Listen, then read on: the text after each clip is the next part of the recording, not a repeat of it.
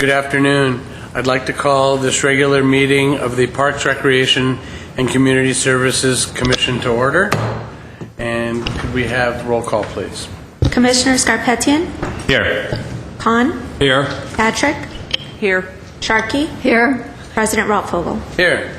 The agenda for the October 17, 2011 meeting was posted on the bulletin board outside City Hall on Tuesday, October 11, 2011. Item 2, introductions and presentations. At 2A, introduction of new project management administrator, Emil Tatevosian. Hey, Jess? Yes, President Ralph-Fogel, I am thrilled to formally introduce you to the department's new project management administrator, replacing Dave Ahern, and that would be Emil Tatevosian. Mr. Tatevosian is a graduate of Cal Poly Pomona, where he received a degree in architecture and has also taken graduate courses. Emil lives in Glendale, so he is very vested in the community with his wife and 3 children.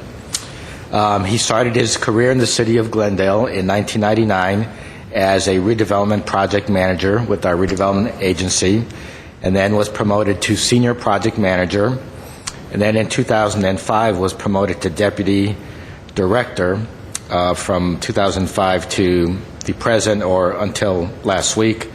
Emil started with our department today, actually. Today's his first full day on the job. Emil does have extensive project management experience and administrative experience, and so we are thrilled to welcome Emil to the Community Services and Parks family. I would also like to add that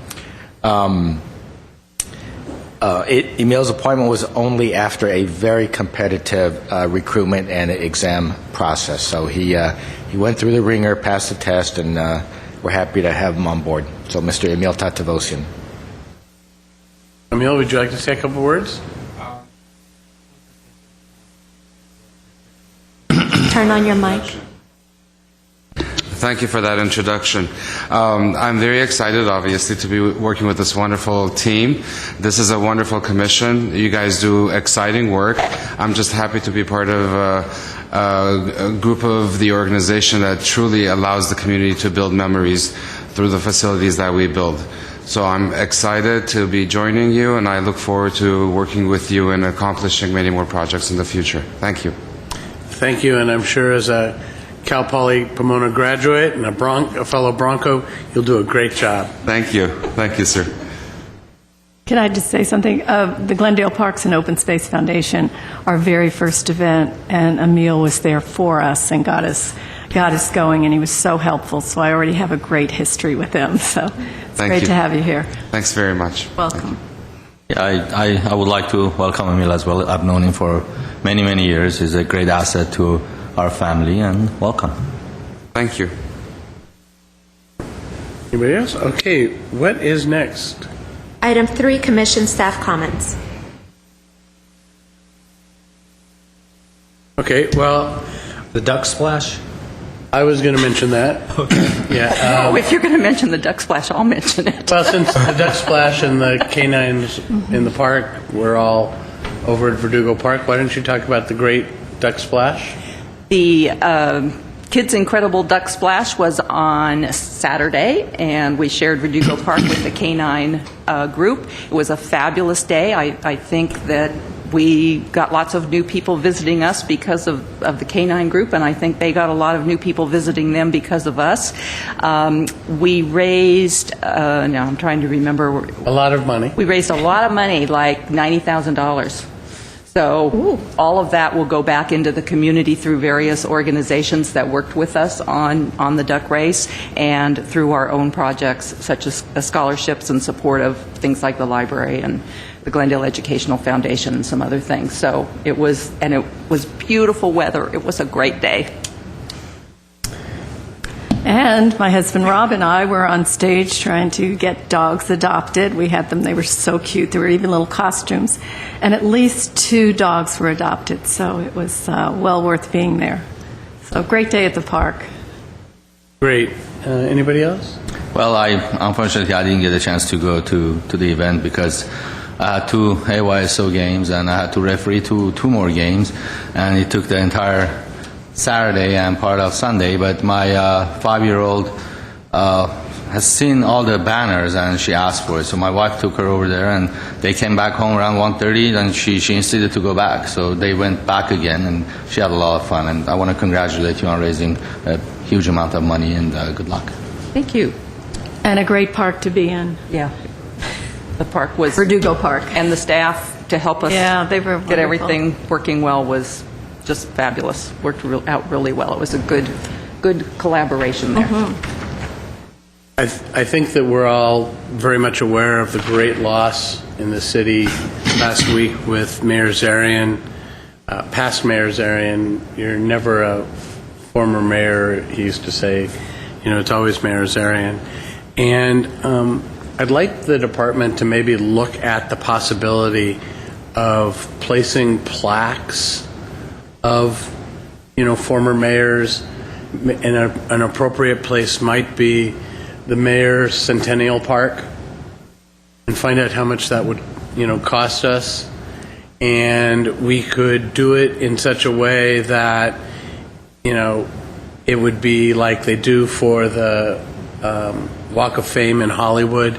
The people that want to put the plaque up to honor a previous mayor actually would pay for the cost of of doing the plaque and maybe the insertion. Let's look at some options that we might have available to us.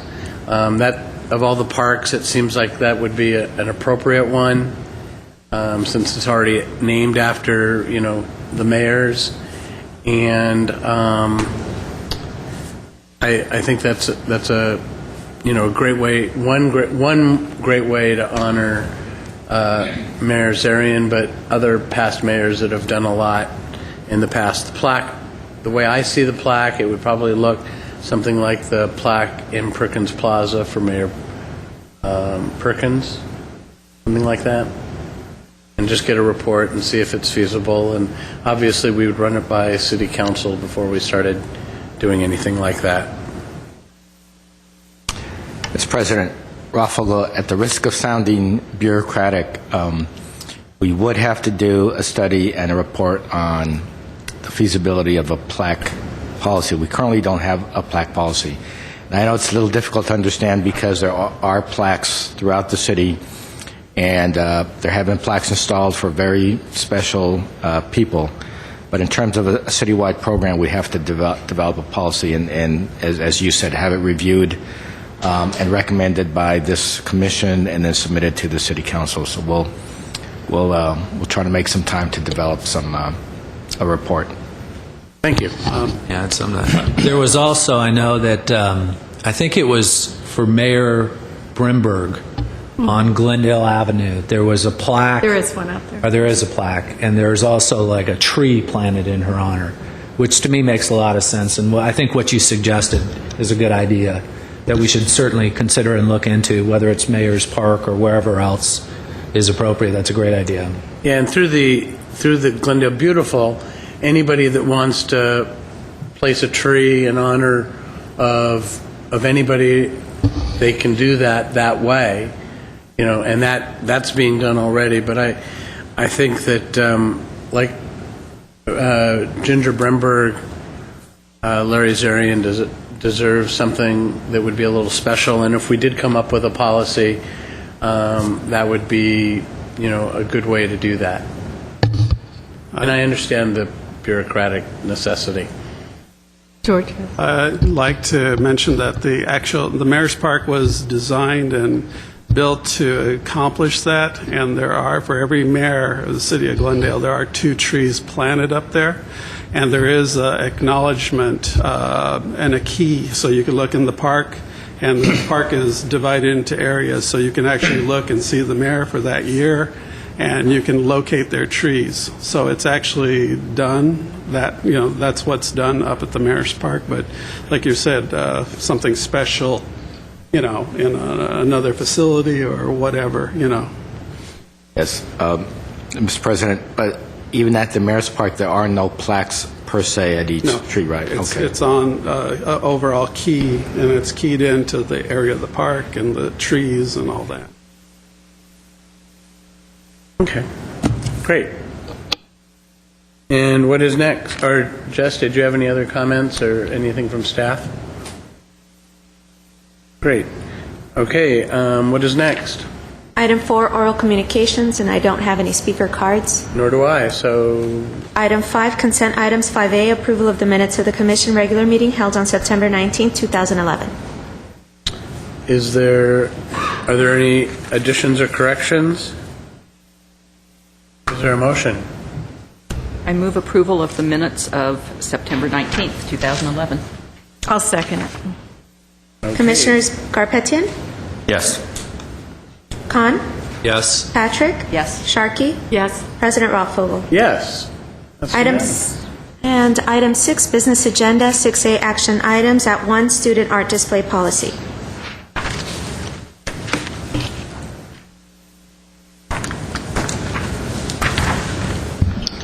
Good afternoon, President Rothvogel, members of the Commission. My name is Teresa Alexania, an Administrative Analyst for the Community Services and Parks Department. In August 2011, we brought before you a student art display policy that the Commission approved. And in September, we took the same policy to the Arts and Culture Commission for review and comment. And the Arts and Culture Commission had provided some feedback. They approved they approved the policy with some feedback and recommended some revisions. Staff thought that the feedback was great, and we incorporated some of the changes into this revised policy that's before you. And we have brought it back for your review and approval, pending approval from the Arts and Culture Commission as well this month, and their meeting is on Thursday. To highlight some of the change, a lot of it was just minor corrections to the agreement or corrections or revisions to the actual application. But some of the highlights were, in addition to the approval criteria that maintenance that city may have to perform before, during, or after installation. That's one of the criteria we were going to look at in evaluating the art, and we hadn't included in that section, so we added it to that section. The other one was under responsibility of exhibitor. It was art that is not picked up will be treated as unclaimed property according to our Glendale Municipal Code, so we just added language in there. One of the commissioners asked, well, what would you do with the art if somebody doesn't pick it up by the specified date? And she had a good point. We hadn't included that in the policy, so we referenced the municipal code, which basically states it'll be turned into the police department just like any other unclaimed property, and we'll go through the route. Also, under the reception section, we added language that says the use of the facilities for receptions is subject to the terms and conditions identified in our department policy for community buildings, so that if there are any questions on what cannot be done, whether there could be food served or deposit required or whatnot, we'd refer back to that policy. So here are some of the highlights in the actual policy, some of the changes. The rest, again, were minor. We added a signature line to the actual application, just in case there were minors that wanted to exhibit their work, so the parents could sign off on that, and added similar language in the actual agreement. So here, if you have any further questions, but we wanted to bring it back to this commission for review and approval. I know you've already approved it, but we wanted you to be aware of some of the minor changes that took place. Yes, how do you determine as to how long they can display their art in any of our The locations? policy does say that it would be for 30 days, maximum of 1 month for each exhibitor. But if there's nobody else that wants to display and the person wants to continue, then we basically go through the same process and extend it for a month. But yeah, the policy does state it's 30 days max. And can they apply again what is the rule? Is it once a year? could- Is it they We can don't, apply? it's first come, first serve, but that is one of the criteria we will be looking at, is we don't want to, we want to give everybody a fair chance, so if they've already applied to exhibit artwork and there's, a list of 50 other people, then we'd like to give them a chance first before we come back to the same person. So, but it is first come, first serve, but having said that, we're also not going to be exhibiting the same person's artwork all the time. So that is one of the criteria that will be used in the evaluation. What's the age limit? Is there an age limit, No, or is just... it's open to anybody that is taking classes through our lifelong learning program, and we offer classes from children up to seniors. So it's open to all ages, as long as they're part of the lifelong learning program through our department. Thank you. You're welcome. And is this for all public buildings or just the ones that are, that we have control over?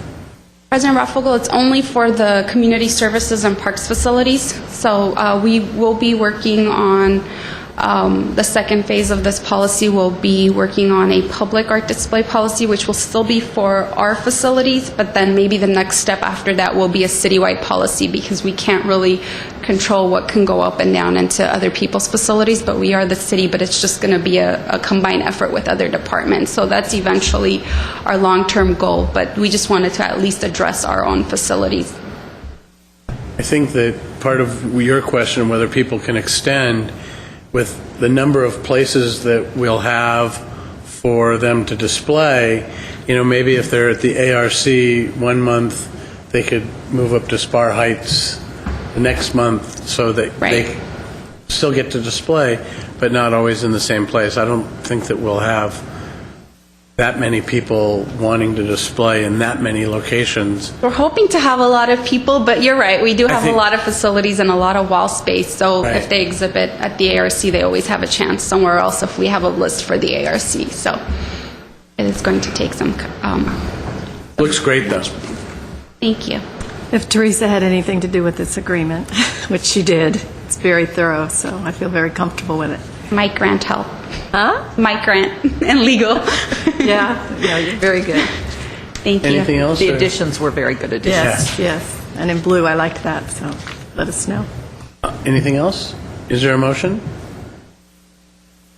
Do we need one? Yes, We you need do. to make a...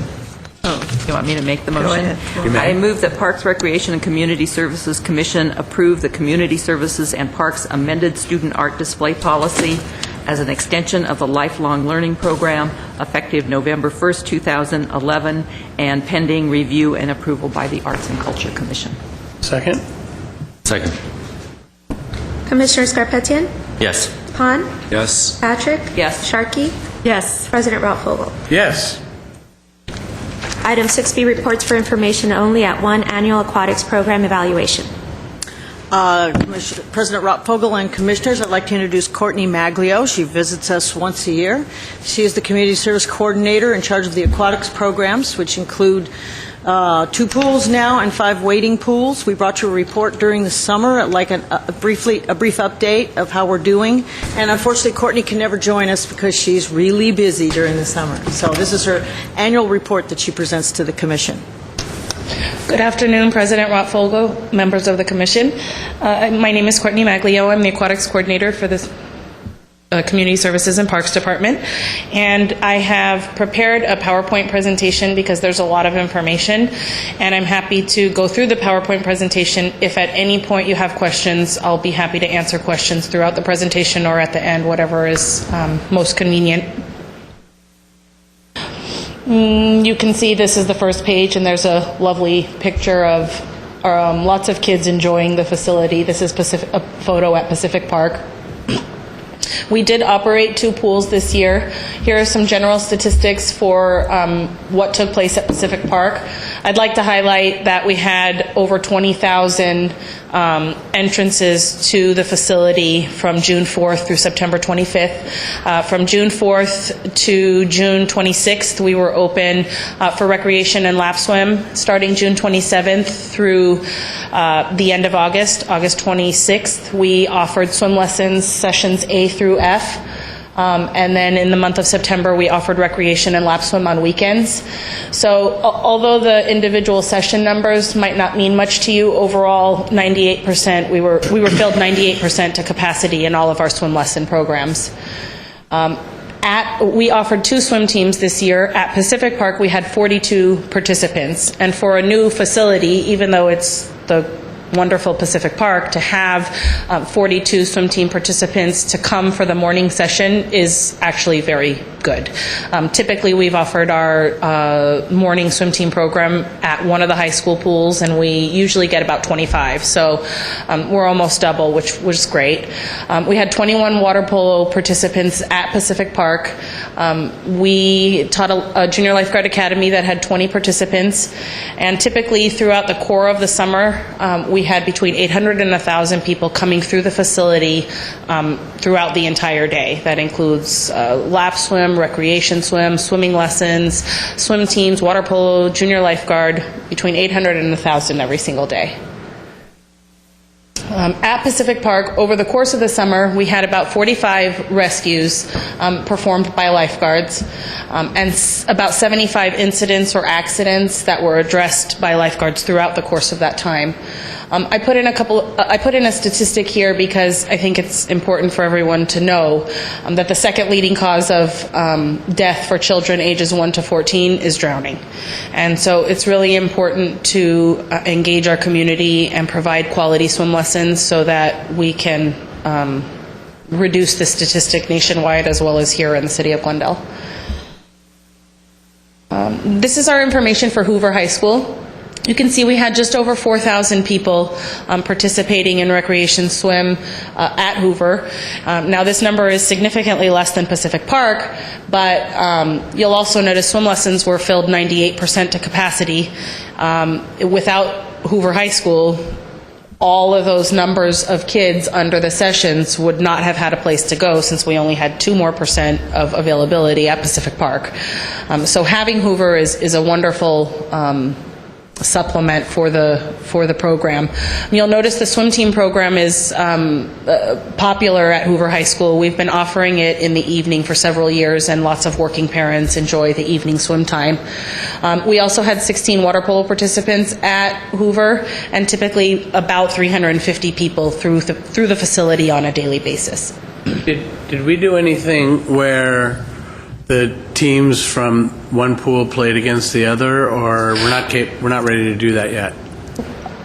No, typically our teams, we offer individual practices on a daily basis for both swim team and water polo, and then one time a week we offer joint practice. This year the joint practice for swim team and water polo was both held at Pacific Park. That gives the kids from both pool sites the opportunity to interact with each other, and then when they compete at tournaments, meets, games, we compete as one City of Glendale, either the Glendale Gators swim team or the Polo Bears water polo team.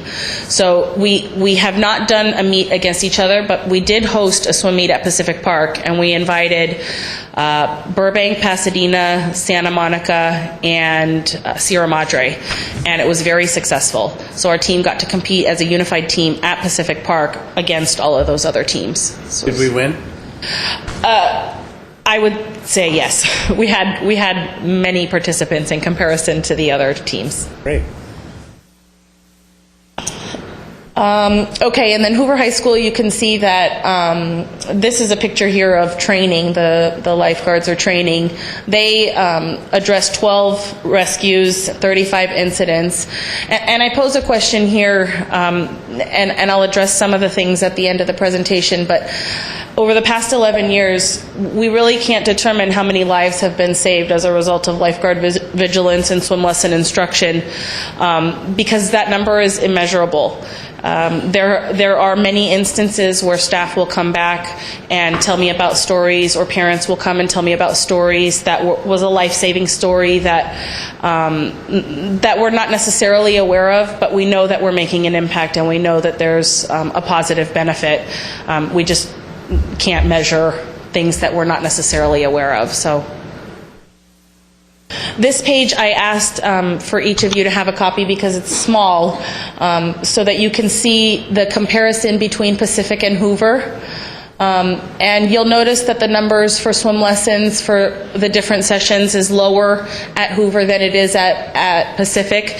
It's lower, but it's still 100% enrolled. It's less spaces available because we have less time to operate the program at the high school pool because they utilize the pool for their own summer programs. So we fit whatever we can within the time that we're given, and so we were still 98% enrolled, but with less availability. You can see the comparison between the swim teams and water polo teams, rescues, and incidents, as well as the daily users. Overall, over 25,000 recreation experiences as a result of our program, and over just about 3,800 life-saving lesson experiences. That's an amazing thing for this community. 112 kids total on our swim team, which is wonderful, and 37 kids on the Glendale Polo Bears, which is this is the highest that we've had since we started the water polo program in 2005, and we had a total of 12 girls on the team, and that is also a wonderful thing. We work with LA84. The foundation provides the city with a grant each year, and one of the main focuses that LA84 asks of the individual agencies is to really focus on female participation, particularly with water polo, because it tends to be a male-dominated sport and females can kind of get lost in the shuffle. And so there's a requirement for the number of females that need to play. And when we first started, we have no females, and we would have to forfeit every game. Our kids would get to play, but it wouldn't count as a win because we didn't have the females. And each year we grew by a couple, and this year we had 12, which is about a third of the participation, which is another wonderful thing for the program. We offer a wading pool program. We have 5 wading pools. They're open 2 days a week for 5 hours each day. Typically, we get about 50 kids in each wading pool each day, if not more. We have some pools that are more heavily used than others. Sometimes we have upwards of 100 kids that use that 5-hour time slot. It's designed for kids 8 and under, and we did start rentals of the wading pools in 2009, and you can see that the trend is just going upwards. I'm getting calls in February to book dates because people in 2010 realized that their times were booked. And so people who have typical summer birthdays, I have people coming back year after year. People are really happy with this offering that the city has. And we are starting to have people now who are renting from outside of Glendale. Word of mouth is spreading. People who are coming to birthday parties from kids who live in Glendale and are seeing this wonderful thing, and now we're getting renters from outside of Glendale, so that's great. An aquatics program is more than just statistics. Our local youth, we have 78% of the lifeguards that we've hired for the city have participated in the local regional occupational program through Glendale Unified, and we're very lucky that the district did not cut that program this year. It was on the chopping block, and because of the high interest and the success of the higher rate for that lifeguarding and WSI class, the district decided to keep it on. And so there's still an instructor who has been hired now with the city. She used to be the director of health and safety services with the Red Cross. She's the ROP instructor. So we have a really good interaction with the Red Cross and the school district to operate that program. And we've hired approximately 550. We've had 550 lifeguard spaces over the last 11 years. So that's a wonderful thing for our local community. Typically, we get mostly Glendale candidates for recruitment. Sometimes we get outside candidates, but we're really benefiting Glendale kids by offering this opportunity for them. Do we give a preference to kids from Glendale? No. It's just equal opportunity. I just wanted to highlight a couple of the training requirements and topics for lifeguards. They have to go through 59 hours of training before they even get hired. And for those that don't go through the free ROP program, with costs that have increased, you're looking at about $500 just to obtain the certificates to become a lifeguard. So when you have a 16, 17-year-old kid who's willing to pay the money, go through that amount of training, and then once hired, know that they have to go through another 50 hours plus a few hours every week of training. It's a big responsibility, and not every person is able to meet those challenges. These are the topics, the general topics that we go over throughout our lifeguard training. And as a result of all of the hours of training that they get and the certification, they learn many life skills. And I realize that other youth employment obtain similar life skills, but particularly the second column, they're interacting with higher level professionals, whether it's the fire department or the paramedics. They're getting really technical job knowledge. They're learning how to respond to emergencies and take on an additional level of responsibility that other youth might not be getting with other types of employment. Really becoming aware of their surroundings. So there's lots of good things that are coming from the kids that the people that we're hiring for this program. Do you know typically what kind of career path they would go to after? Well, over the course of the last 11 years, I've had many staff keep in touch. Many staff members have already obtained master's degrees. I know that there's a few teachers. I know that there's 2 that went into firefighting. I know that there's 3 who went into police work. One's an engineer. One's a PE teacher. So it varies a bit, but I think typically exposure to this type of work gears people for public service or understanding the value that a public service can provide. So even if they don't go into that profession, I think that we're probably building families in the future who will utilize Parks and Recreation and keep us going for many years. And I put together some benefits just in terms of the entire sport of swimming, as well as what the aquatics program provides for our community and those who use it. There's some physical benefits, flexibility, muscle endurance. It's a sport that's safe for all ages. It encourages a positive attitude, increased energy levels, participation, particularly for the teams. Participation in a competitive aquatic program helps youth set high expectations for achievement, which they do. Typically, we have kids coming back year after year. They want to beat their previous year's records. They want to get faster or get stronger within water polo. So we're seeing some of that just within our own kids.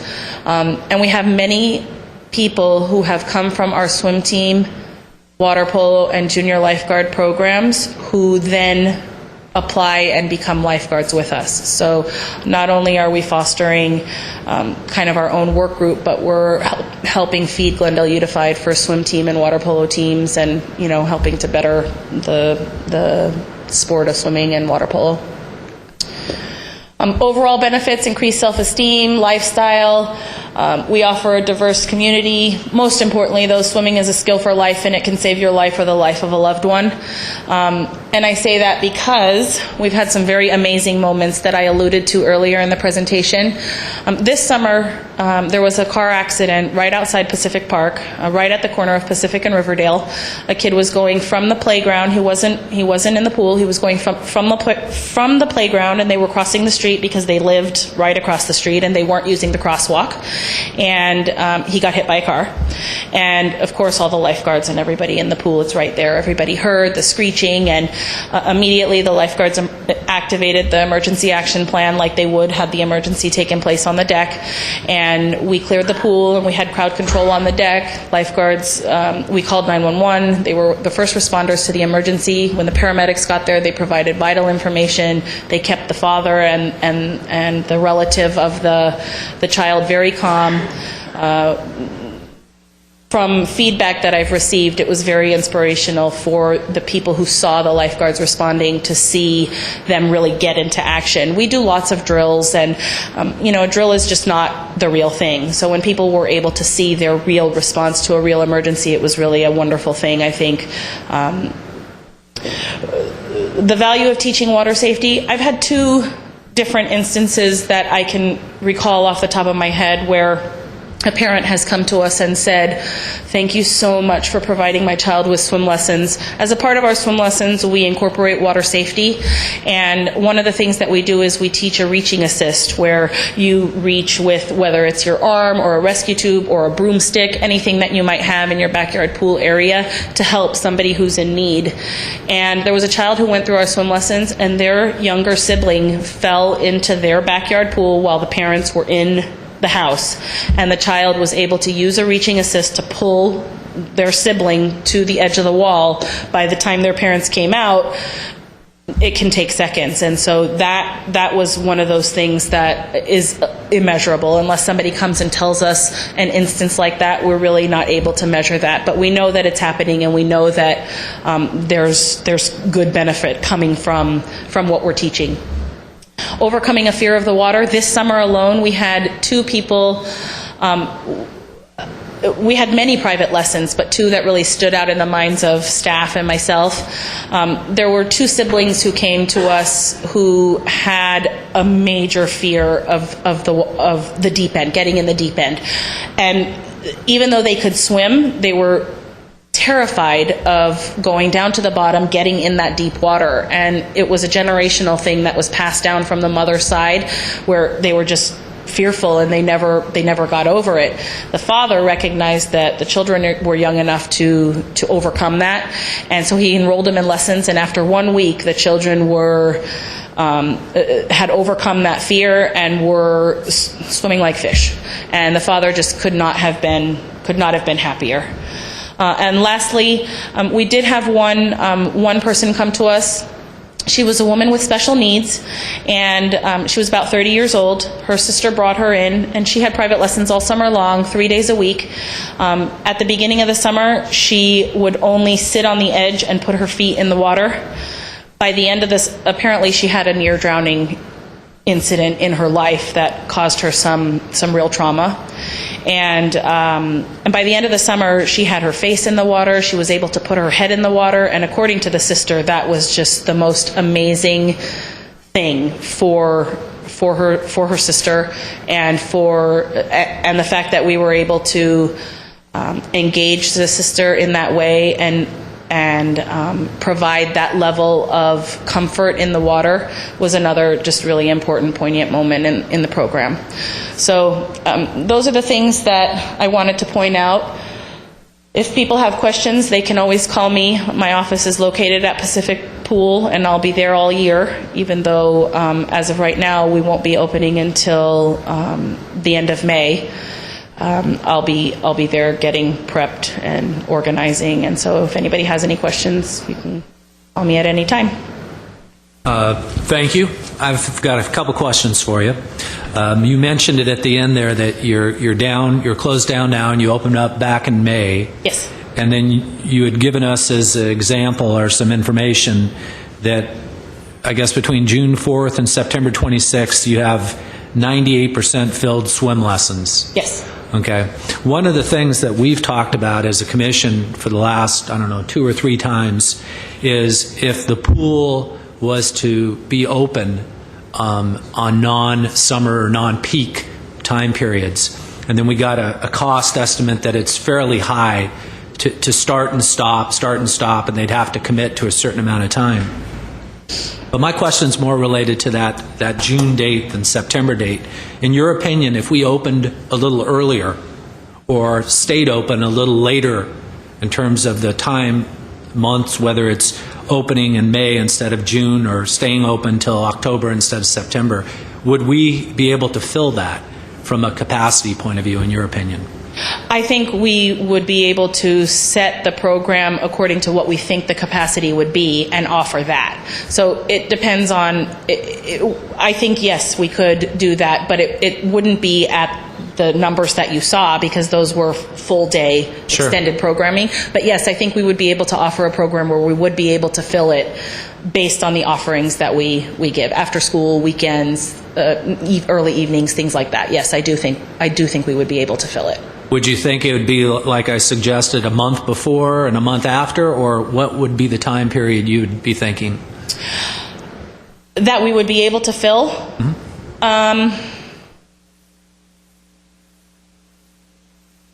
I would have to do a little bit of research on the facilities that operate year-round, but in this area, there are not any other than the Rose Bowl and the Y that operate year-round, and both of those can be quite costly. So I do think that we would be able to fill. I'm thinking probably like around spring break time, which maybe is mid-April, to maybe, I mean, if we have a month like this, I would think that people would still sign up into October. Great. Thank you. Any other questions? Great report. Thank you very much. Thank you. And what is next? Item 6B2, new park maintenance program.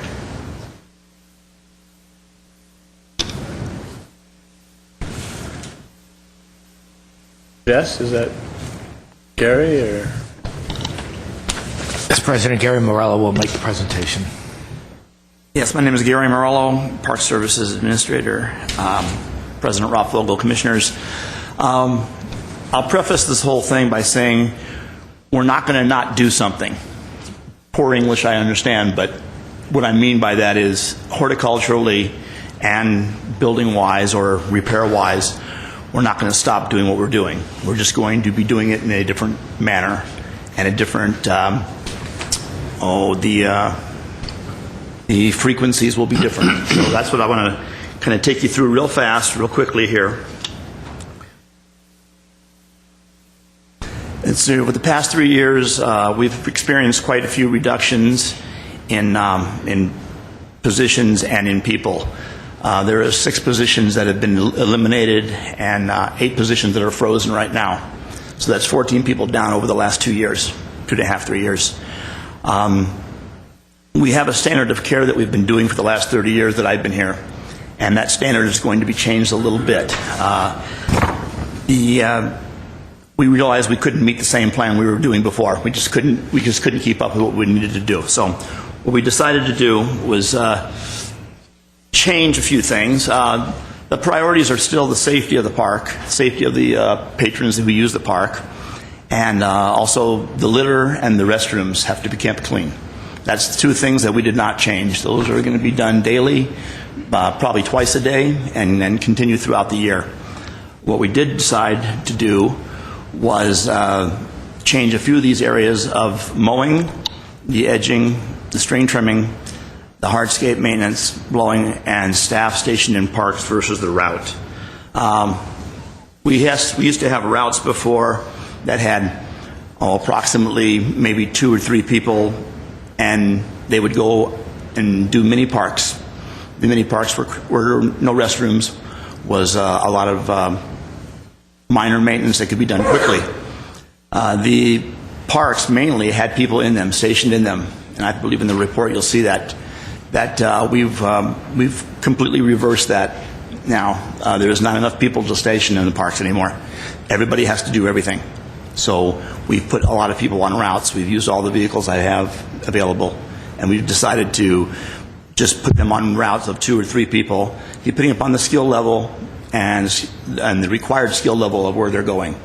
Again, with the vacancies and the ones that had not been replaced, my skill level of some of my people is going down a little bit. It's not quite as good as it was, only because the ones that retired were here for 20 or 25 years, and the ones that are coming up have only been around for about 5 or 6. They just don't have the experience that the other ones had.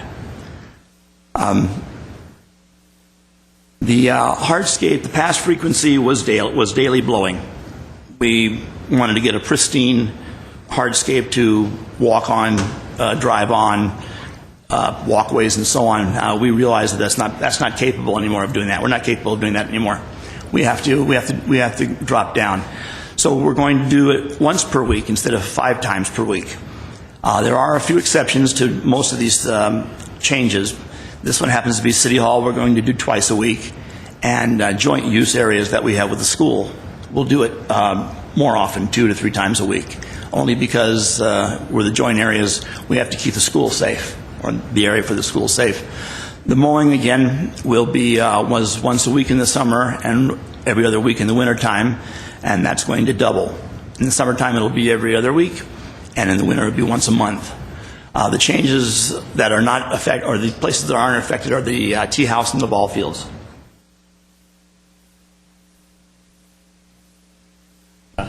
What effect will that have on the general look of those areas, especially in the winter? In the winter, as we're going into it right now or close to it, it won't have as much of a dramatic impact. It will have a definite dramatic impact come March through about July or August. The grass is going to get longer. It's going to grow across some of the cement areas. It's going to encroach on the walkways and the curbs. It's going to look a little ratty, if you will. It's not going to look as manicured. The grass around the trees, where you get down to string trimming too. It's once a week now. It's going to go to every other week, and we're going to have grass growing up around poles, trees, anything that's any obstacle in the park that's other than a straight curb is going to have some look or some not look of neatness, but there is a little bit of a benefit in that. One of them is a little bit less gas and oil being used for the equipment that's not being used, but the biggest one is it's typical when you let grass grow longer, it withstands, you can use less water on it and you can use more traffic on it, and damage won't occur as much. The flip side of that is that the mowers that mow that grass become bogged down. They start to get beat up pretty good when you let it go that long.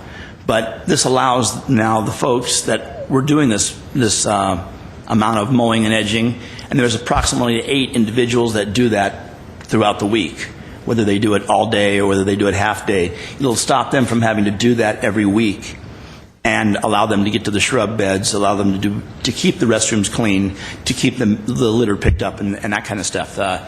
We want to make sure that we haven't changed that at all.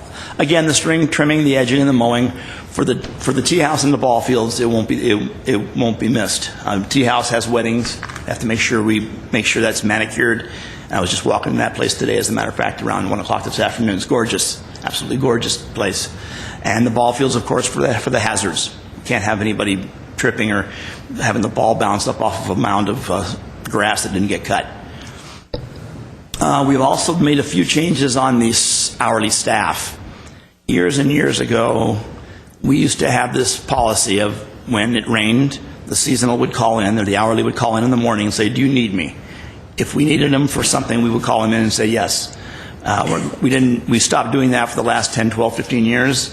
We're going to go right back to that now. If we don't need that hourly seasonal, we're going to say stay home. If we don't have any windows to wash, floors to wax, painting to do inside, something like that, or drains to clean, if everything's ready to go, we'll just use the regular staff for that work. And there's the staff in the parks versus the route. That's what we changed. We used to have 36 in the parks and 12 on the route. Now we've just flipped that. We have now 10 in the parks and 38 on the route. And unfortunately, that does cause a few problems, or it could cause a few problems. In the hardscape, you can see the more plant debris visible in hardscape areas. Again, I don't think that's going to be a problem. There's the answer to your question, President Rapfogel. The shaggy turf, the unkept edges, taller grass around trees and posts, but it is the reduction in water use and higher wear tolerance that is a benefit for that. Can you go back to the previous slide? Sure. One more. Okay, it says pre-adjustment, parks 36, route 12, and then you revise that to 10 and 30. What's the reason for that? The reason for that is there were 36 people in each park had a person or 2 or 3 in it. We kind of internally call it a 1-man park, a 2-man park, a 3-man park, just for acreage size. So 36 of the facilities had a person in it, or 2 people or 3 people in it. Depending upon what the size. There was only 12 people that were going to the mini parks, to the little island, the Royal and Mountain is a little island that we take care of, and Havers Camp and Perkins is a little circle, traffic circle that we take care of that the contractor doesn't do. And these route guys, the 12 of them, and that includes 7 days a week now, so it's not the same people. And again, that route also, like I said, includes the weekend because there is no horticultural really going on. The route on the weekends is restrooms, litter, cleanup, and each person has about 10 or 12 parks on that route on the weekends. The post adjustment is now there's not enough people to staff those parks. They can't stay in there all day. They have to come out. So what we took the largest parks, Brand Park, Verdugo Park, Dunsmore, Duke-Magian, Montrose Park, the larger ones, and we stationed one person. Those are all 2-, 3-, and 4-man parks. And Brand and Verdugo have 2 people in them, and Montrose has 1, Duke-Magian has 1. The skill level of those people are very good, but again, they're staying in those parks all day because there is plenty to do, and they can justify them all day. Plus, we know where to find a certain person right away. The other 38 now that we have left, and 7 of those 38 are vacant positions, so we're not really having 38 positions. We've got 31 positions out there working. They take care of all the other ones. We're talking about Mayor's Park, New York, talking about Carr Park, Palmer, Maple, all those different areas that are a little bit smaller than Verdugo and a little bit smaller than Brand, that they're hitting once a week or once a day. They'll hit them once a day for maintenance, for restrooms and litter, and then they may not be there all day, the rest of that day. When it's their day for maintenance, yeah, they'll stay there all day or whatever it takes to do the entire maintenance. And there's usually, like I said, 2 or 3 per person on a route, or per route. So there's about 3 or 4 routes that we have specifically for. We have mini parks that has about 9 places, 9 mini parks that we consider mini parks, or places we consider mini parks. But it also has New York Park, which is not really a mini park except that it's small, it's compact. They do Elk, Windsor, Harvard, all the small mini parks, Milford, and they hit those every day. So one day they'll pick 2 parks and take care of all the maintenance, mowing, edging, blowing, trimming, everything. And then the next day they just go by for trash, and then that's it. They go they go to the next place because it doesn't have a restroom. If it doesn't have a restroom, it's a lot faster. So we have 41 employees that they take care of all the parks, mowing, blowing, Well, everything. cleaning restrooms and what have you. Includes painting, Maintenance. painting, Okay. ball field maintenance. It includes all that. Everything that's horticultural in the park is us in the parks, and some islands are for us, are on our plate also. All the sports fields are ours, other than the sports complex, which is taken care of by recreation over there. We haven't really we did the routes, like I said, by skill set and team, but based on geography. They'll all go out to a different area. We usually don't send 1 or 3 or 4 guys out to all over the city. That doesn't make sense.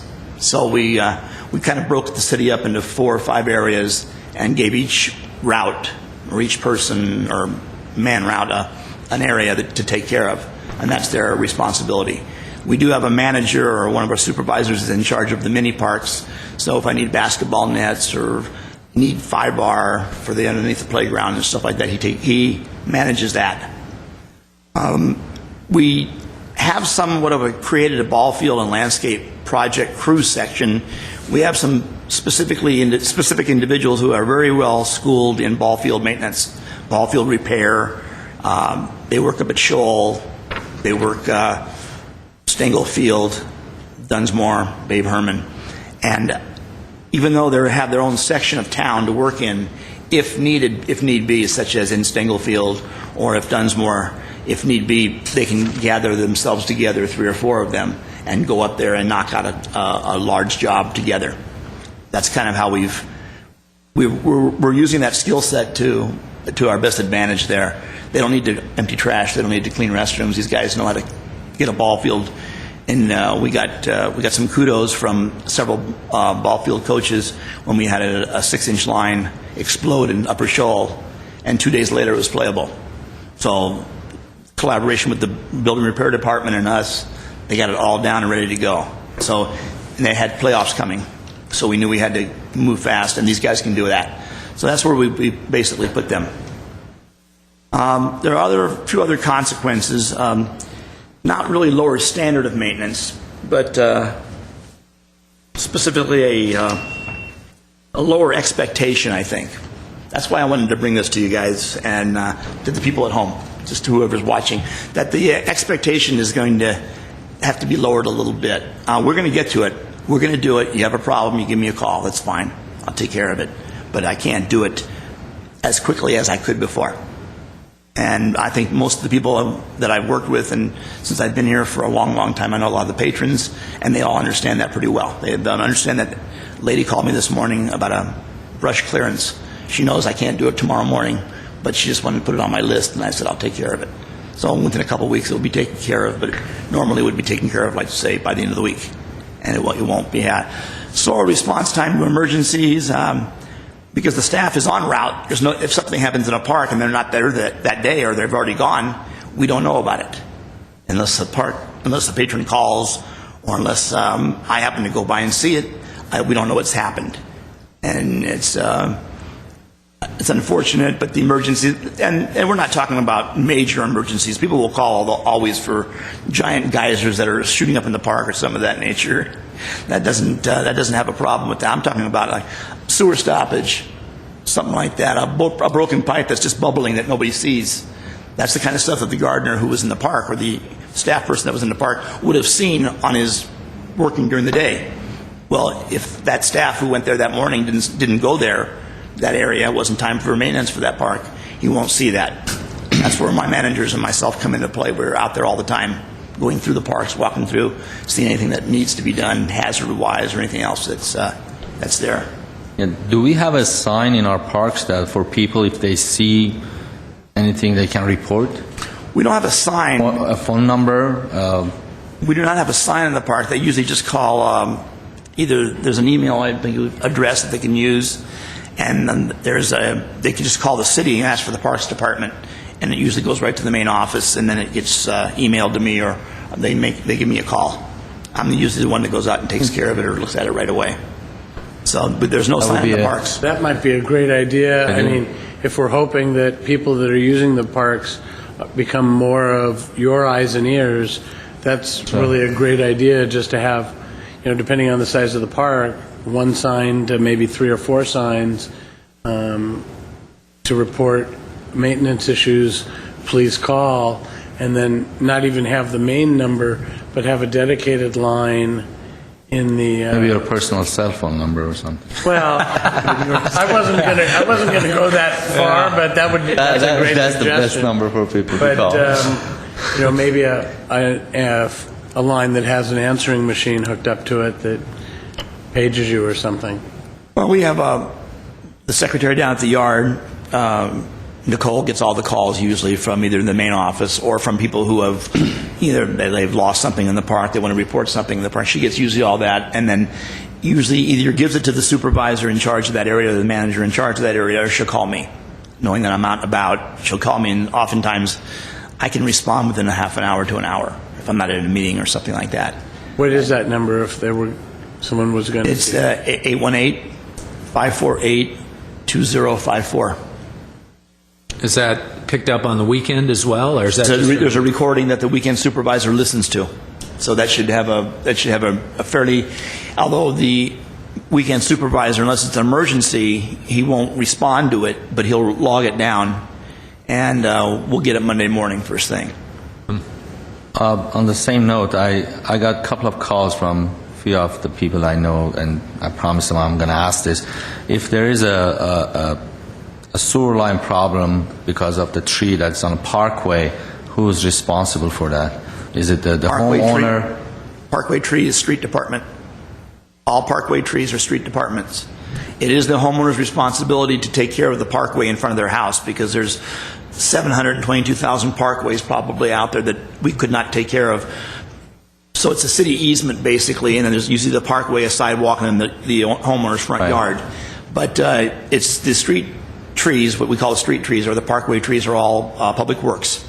Okay, Public so Works Department. To answer your question about the roots getting into the sewer pipes, line, the yes. sewer line, and I know this from personal experience, unfortunately, but if those roots, if that pipe is on your property, no, the pipe is on where the parkway is. Trees in the parkway, the sewer line is in the parkway. It's still the It's the meter. It's the meter. If it's the meter or out, it's city. If it's the meter, if it's on your side of the meter, it's your pipe. No matter where it ends up at, it's the meter is the overriding. Is that why all the meters are right up against the sidewalk? they'd put them in the middle of the street if they could get away with it. Yeah, It's a lot of money. Since the meter is the city's property, not your property, really. Basically, the answer is the homeowner's responsibility. Right. Okay, Almost got all. it. Thank you. All right. Any other questions? Fabulous report, Carrie. Thank you, President Rothfeld. And the parks I've been to, everything looks great. Thank you. A great job of what you have. Thank you. What is next? Item 6B3, monthly activity reports at A, Park Services. Back up for just a second here. Basically, what we're doing in Park Services is we're catching up with the repairs on both the hardscapes and the horticultural stuff that we couldn't get to in the middle of the summer. Typically, in the middle of the summer is emergencies, whatever it happens to be. It doesn't make any difference whether it's broken pipes or sewer stoppage or geysers or sidewalk that's cracked and becomes dangerous. We take care of all that stuff first, and now this is the time of the year where it's starting to slow down just a little bit in the parks. We get a little more chance to get in there and finish up some of the projects that we either started or had to let go. And basically that's where we're into right now, and then we're preparing for fall. Drains are being looked at, roofs are being looked at, rain gutters, that kind of stuff being looked at. Other than that, it's just general maintenance, and we're ready for the leaves to fall. Thank you. And what is next? Item 6B3B, Recreation and Community Services. President Rockfogel and Commissioners, we submitted our day camp report. This is an information report, and just wanted to bring to your attention with our camps. We've got a variety of camps. Some are in the outdoors in the parks. We've got one located at Pacific Park that's indoors, that's run by Pacific Community Center. We have one at Spar Heights. We have a theater arts camp that's located at the Civic Auditorium, and we have art camps that are located at Brand Studios. So we have a variety of camps that meet a lot of needs in the community. All of our camps had increased this past summer. We had some really creative camp directors and instructors, and we like to attribute it to the fact that we're pretty good at what we're doing. So we're proud of the fact that we increased tremendously. We had a lot of people very happy, and we had a lot of compliments at the end of the summer. We noticed that we've doubled and tripled in our after-school care, which lends us to believe that we have a lot of people taking advantage of the fact that you can leave your kids and they're going to have a great time till 6 o'clock when you can come and pick them up. So we're providing a pretty good service to the community, and some of the surrounding communities. People that work in Glendale but may live elsewhere are bringing their kids to the camps that we do have in the summer. If you have any questions, I'll be happy to answer them, but the report is pretty self-explanatory with the types of things we're doing and the variety that we have. We're really excited about the variety that we have, and everything seems to be growing, so we're thrilled with that. Maple Park's coming on board, and it was couldn't operate this summer with a camp. It was still trying to open itself up, and next summer we're hoping to put something over there also. So we're doing pretty well with our camp programs. So, very popular. Any questions? I also want to note, if there's no questions on the camps, just a quick note, if you look at the civic report, at the very end, the very last page of the report, our income is up this year from fiscal year 2010-11. So we're doing pretty well. We're on a good track. So we're up, doing very well, so we're very happy with that. We can continue this pace. The Civic Auditorium should move itself pretty well into a black report by the end of the fiscal year. So that's what we're hoping for. And that's it. Thank you. Thank you. And what is next? Item 6B3C, CIP projects. George? President Rothvogel and Commissioners. We've been involved with wrapping up a lot of loose ends on different types of projects. Some of the larger CIP projects, warranty items and things like this. However, we did get to start on the second phase of the Central Park work. So we have Hagup Kasabian working on the landscape improvements, so things should be changing over there very shortly. Should look a lot nicer and neater and give Gary's guys something more to work with except dirt. So anyway, it's coming along pretty well. So we're real happy about that. The next most active project has been the Riverwalk, and John Pearson has been working diligently with the northeast trees to get keep things rolling over there. So they've been doing a lot of the irrigation work and utility work, a lot of grading. So things are changing over there. So if you haven't had a chance to take a look at that, you may want to pop in. The only other couple items that we had, we did get into the Glorietta Park playground replacement, and that is complete. So Sean Toro, project manager on that, wrapped it up ahead of time, and it looks really good. So it's nice to see the structure back, and I'm sure the kids in the neighborhood are happy about that. So that'll give them something fun to work with. Let's see here. And other than that, we have under Mark Sturdivant, he's had a lot of activity going on with the volunteers through the trails and open space elements. Just this past weekend, they had about 15 volunteers involved with the experimental forest tree watering and planting project. So he had a good turnout for that. Can you tell us when that event is? Is it Saturdays or Sundays? They're usually on, that one was on this past Sunday. Sunday. They're usually on Saturdays. Usually on Saturdays. And you should be notified by email. I haven't received any Really? emails. Okay. Yeah, and this coming Saturday, they have they're going to be working with some of their volunteers and so on to support the community, the Foothill Community Cleanup Day, the 2011 Foothill Cleanup. So they're promoting that, and That one I got, yeah. yeah. Received that. And then later on in the month, on the 29th, they do have their medicinal plant hike. So that'll be That's a good one. going. Yeah, that's fun. Yeah. That's fun. So you didn't get a flyer on that. I do have one, but that's with Dr. James Adams from USC School of Pharmacy.